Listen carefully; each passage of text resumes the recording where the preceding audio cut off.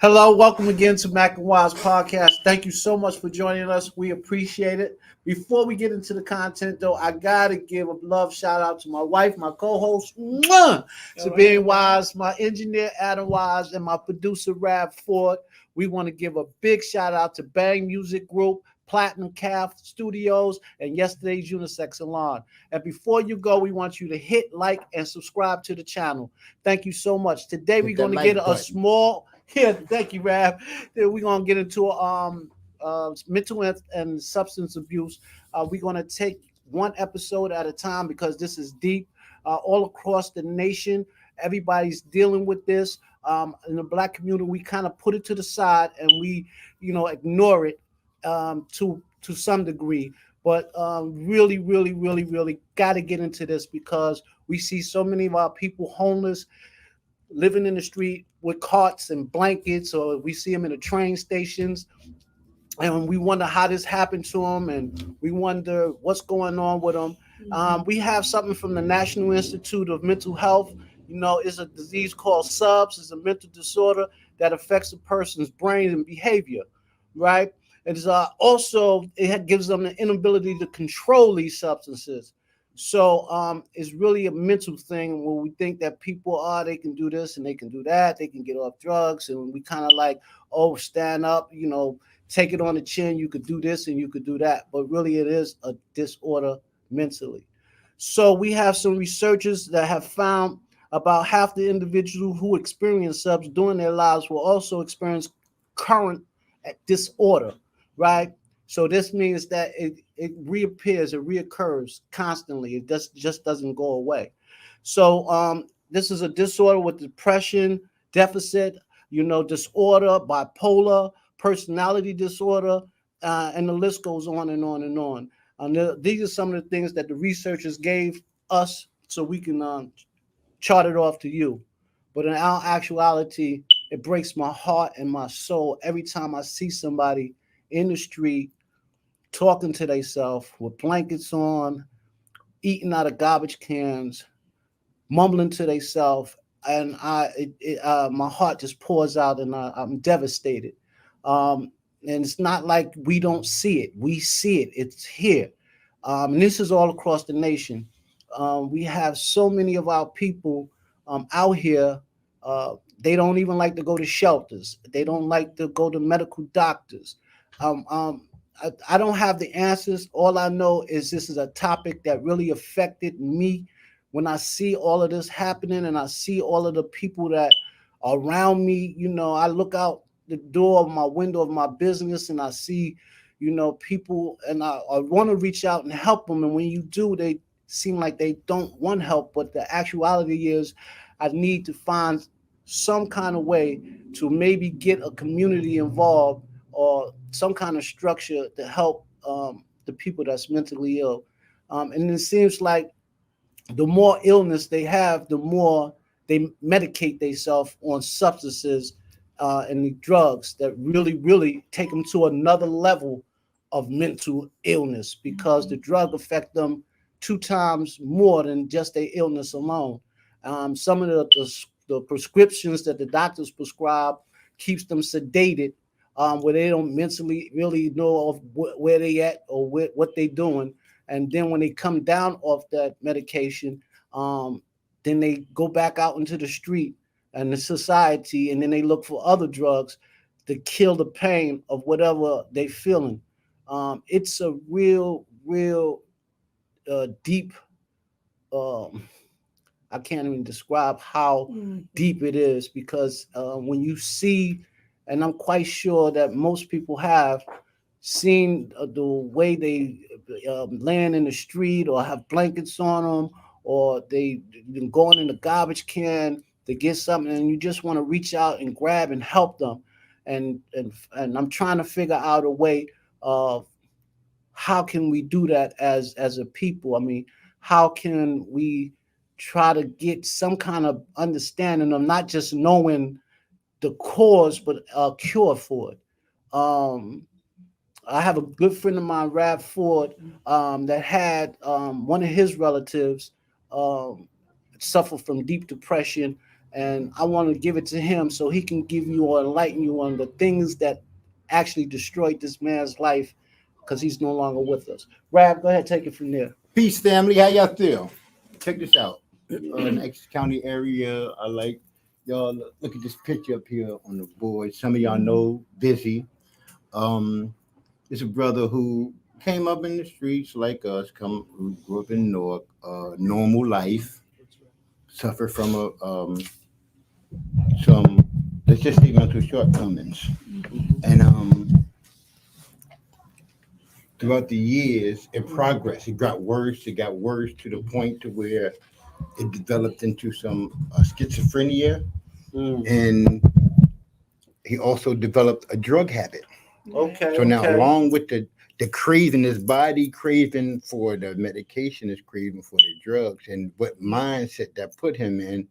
Like now we're not talking about looking at this picture how we look at regular individuals, because regular individuals deal with things from what our normal A normal perspective is, perspective, but right, our right, normal perspective right. is What we can through see, intelligence. what we can see that's normal Right. anyway. But Yeah. their normal would be, or whatever whim is taking their mind to whatever stage, or and so now when you're dealing with these people, you got to deal with it like that. And now remember, these are the people that's in your home. Right, right. They might develop stealing because they have drug habits. Right.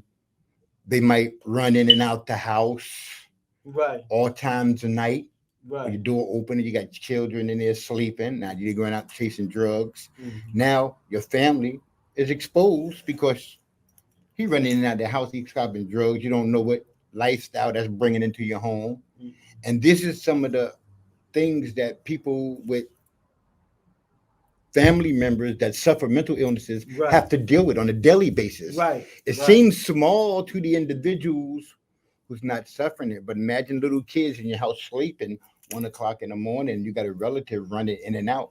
Now people probably shooting at him because he done stole a stash, or his mind done went to where he done did something. Now you have to also remember too, when people with mental challenges have issues, they relate to things the way they can, and a lot of times it's through aggression. So now they might pick up can tops and cut people, bottle tops, and or some bust somebody in the head. And we see this on a daily basis. And this is the reason why we seeing this with this conduct from these individuals, but we ignoring the problem. The problem is the disorder in their mind. So we got to find a different way of treating it.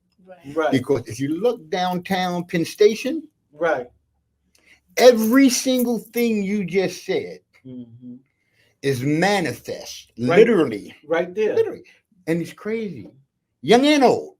I'm talking about see brothers as young as Adam right here, homeless, mental challenges because they've been dealing with the drugs, and that's whatever oppression, the depression they having from the homelessness or whatever brought them to that stage. Period, whatever it is that got them to that stage, they're there, and it's not one or two. It's an abundance. This is what I'm saying, Rabb. This is what I'm saying. This is what I'm saying.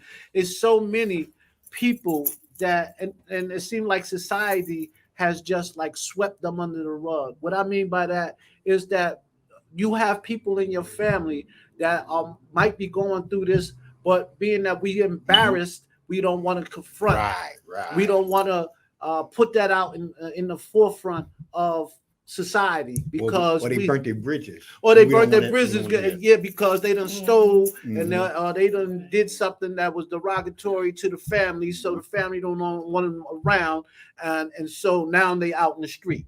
Yeah. You understand? So I just wanted to say today, so we're discussing our personal experiences with friends and family in dealing with this issue of mental illness and drug abuse, and so what. The question remains, what can we do? So we're discussing this experience, and then as James said, in our next show, we'll have specialists, clinicians, or doctors who will help explaining some of these diseases in our relatives. And so today I have for you some phone numbers. Yes. For contact phone numbers for the people in the audience. Yes. Well, in the Essex County area, we have the New Jersey Mental Health Care This is multilingual. Right. Mhm. The phone number is 866-202-HELP. HELP. Okay. New Jersey Suicide Prevention Hotline, Okay. 855-645-6735. Okay. Could you repeat that number again, please? Yeah, for the audience, For the repeat that. Okay, for the audience, read the audience, Suicide Prevention Hotline Mhm. is 855-654-6735. So, Rob, let me ask you this: what are the what tips would you give to our audience in dealing with relatives and family? Remember, you mentioned that your nephew Mhm. was one a victim of mental illness. Yes. Well, Unfortunately, he's no longer with us. yes. The What first kind of tips could you give us in dealing with these situations? first thing, hard love. You got to be hard. You got to be firm with it, because if you don't, Mm-hmm. remember, we're talking about something that has a chemical dependency. Individual has a chemical dependency. Mm-hmm. So his mind isn't thinking in the way you're thinking. It's only thinking for the craving. Right. So, They crave for the drugs, so right? To yes. calm the pain. Of the, So it's going to be all kind of excuses, all kind of games coming at you, not caring how your response is going to be to it, but only caring what their satisfaction is going to be. They're going to get satisfaction out of that. And the only satisfaction they're going to get is that substance. Mm-hmm. So they're going to go out of their way to do it. So you got to display tough love. I'm not saying, oh, to get away from me, blah, blah, but no, you're not getting this. You want some food? I'm going to take you to get the food. I'm not giving you no money. No, you ain't going out here, get your butt in here. Come on, we going to the hospital. This is what I mean by tough love. No, I'm not letting you do or say anything. No, you ain't going out there. I don't care how much you get mad. Go in here and read a book. If you get mad, I'm gonna go get your uncles or your brothers and make you stay in there.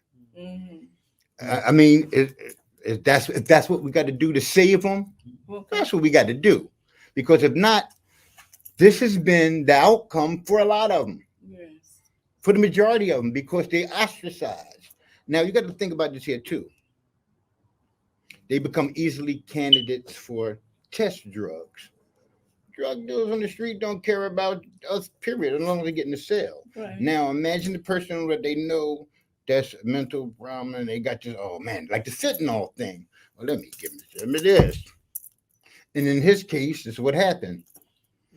Got hold of some fentanyl, and now mind you, the guy has a mental problem. He taking the medicines he taking was at one point they had him on Plexium, Therozine, Benadryl. He took just about every high density drug that the for doctors psychology. Yes, that the doctors will give them. Yes, and not trying to be funny, but we say this as a joke now with Busy. But everybody do, because Busy be like, you know, he'd be in it, and he couldn't tell him he wasn't a Jamaican rapper. Listen, he had his own. Well, he had a different mindset. Right now, everybody on Facebook cracking up. He had a different mindset. Look, everybody on Facebook right now is cracking up. They know him. When I said the Jamaican, they can see him now. He all in the middle of Broad Street. Him and Oogie, remember Oogie? Yeah. Oh, brother. God bless the dead. Him and Oogie, can you see him trying to rap and Oogie Oogie trying to dancing to his dance? rap? Oh, bro. Oh, man. We had to call it their show. Yeah, right. Because they definitely gonna perform. Yes, sir. Yeah. And but you know, just like with Oogie's situation, we have to protect these guys. Yes. But because if you think about it, and they put a little bit of joy to us. Not only that, Rabb, but the reality of it is that that's somebody's brother, that's somebody's son, and that's somebody's Right. friend. Exactly. You know what I'm saying? And this is the thing that we don't understand is that it's part of the community. These people are part of our families. Yes. They're not just people you see in the street. You know, 9 out of 10 times, you know their cousin, or you know their brother, or you know somebody that's related to them, and they are going through a situation that they most of the time can't control. Mm-hmm. You understand? So we have to keep that and have that mindset too. And we that have they to have just understanding. right. You gotta have that understanding that this is something that they going through, and it's not that they can help what they going through. Right. You understand? So we got to keep that mindset too. To have this community, understand that the things that they're going through and suffering, is not of their own will or their volition. Oh, go ahead, Rabb. No. I actually kind of like what you're saying, and that's kind of on a point that I wanted to bring us around to getting people to understand. We can't look at it from the way we see it, Right. because our normal isn't their normal. Right. Our normal is based on status quo and understanding that, and based having on a rationality to understand. Right. You understand? Mhm. To have that rationality to understand. And a lot of times when they're going through their mental illness, they don't rationalize a normal. Their understanding of something is totally different. I can't see none of the time. I mean, sometimes they do, because I have talked to plenty of them, and a lot of times they'll have some understanding, Mhm. but like I said, it'll come and it'll go. Yeah, yes, sir. You understand what I mean? Yeah. You can sit down and they'll have a man. I done had conversations with people on the train, that was in the situation, Mhm. Just before they start going, they'll have a conversation and you be like, wow, because a lot of them are very intellectual. You understand? So it's that unbalance, that chemical imbalance that they have, that is really plays a part. And then the drugs is to kill the misery. Right, exactly. You see what I'm saying? Exactly. The drugs is to kill the misery. Exactly. And so, and they medicate themselves, medicate, not just what the doctor give them, but other substance abusers that take them into a deeper hole, a darker hole. Yeah. So this is why. And hopefully, if anybody listening, if they a psychiatrist or if they a doctor or if they counseling of any facility, and you would like to have some insight on maybe some of the things that's possible that can help these individuals. This is a Mac and Wise podcast. I'll leave my phone number or my email, and y'all can get in touch, and maybe we can all sit down at the table and you can give some insight to some of the things that can help our people, that we can really they can also message us on YouTube. Message us on Facebook, YouTube, yes, Facebook. We are open, to discussions. Yeah, we'd So like to speaking have you about on the the- show too. If a doctor, you have some psychiatrist, you have some kind of counselor, right? You can come up with some kind of solutions that we can help spread this message to get some kind of support to the families and or the individuals suffering these things. We welcome you to join the Mac and Wise show. It's just I wanted to ask you a quick question, because being a female and African American woman and a mother, what can you what kind of advice can you give to the mothers that may have children that suffer something? Now, it may not have no mental illness suffering in your family, but a mother just identifying with the suffering period of a child. What kind of key phrases or something you can give to a mother? It don't have to just be. It don't have to be a mother. I mean, just love, abundance of love, and because it will try you to your patience tremendously. Anybody that's ever been around a relative or family member that has this disorder, it tries you. It tries you, and it tries you in a way that you probably never expect that life would try you. So you definitely gotta have a lot of love and a lot of understanding. Peace to our cousin Michael and my other cousin Kenny, who both suffered from this illness and are no longer with us. God bless them. I love you, and definitely have to have a lot of love. Yes, sir. And through it all, I personally have an anchor. I'm a woman of faith. I really do believe that God is my anchor. Oh, praise God for And that. Go ahead, give it to my him. source. Give it to him, baby. Uh-oh. He's my source. So no matter what Preach. it is, including that. Look at Adam you over there. know, Adam like, I can Here she go. Of course, it's heartbreaking. The It's engineer like, here she painful, go. It's all of it. You can imagine. A mother. With her child suffering from such a disease. Yeah.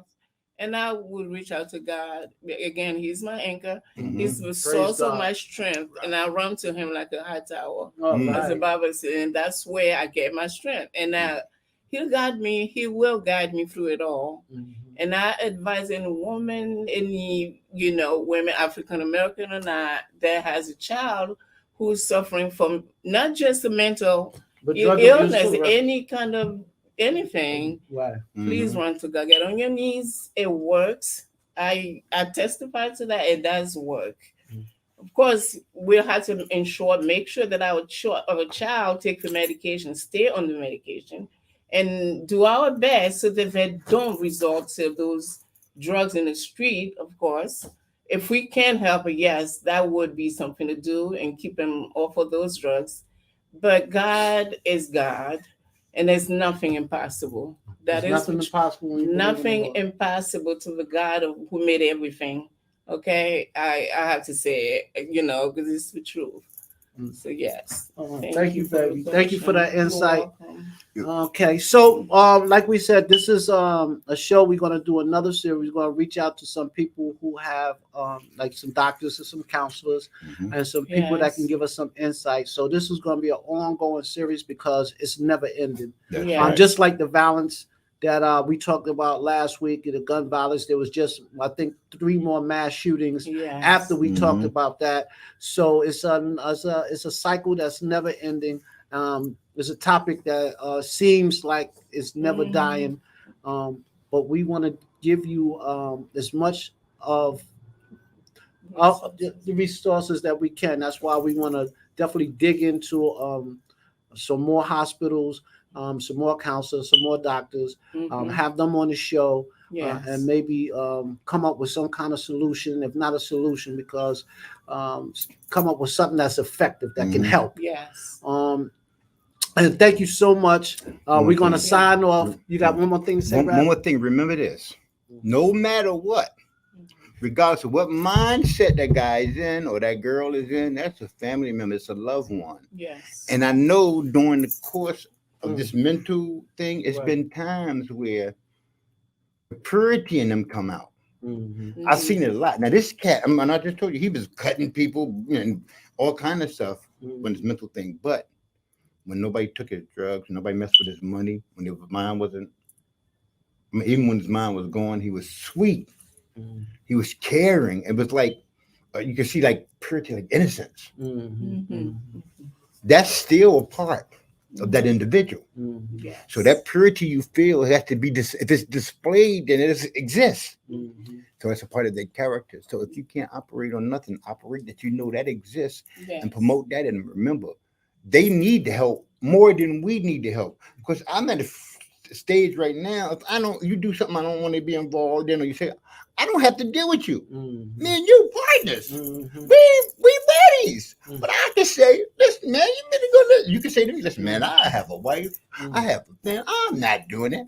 But them, their rationality don't tell them to do that. Right, of course. They just go with whatever they hear, whatever they see, because that's why the Holy Quran and even the Bible, it said, God protects, I'm paraphrasing, the fools and the babies. Right. All the religions that cover God as a righteous entity says that you're gonna protect the fools and the babies because of the lack of knowledge and understanding. So you're not responsible. I can't expect you to have understanding to do this right when you don't have understanding. So I can't blame you. Right.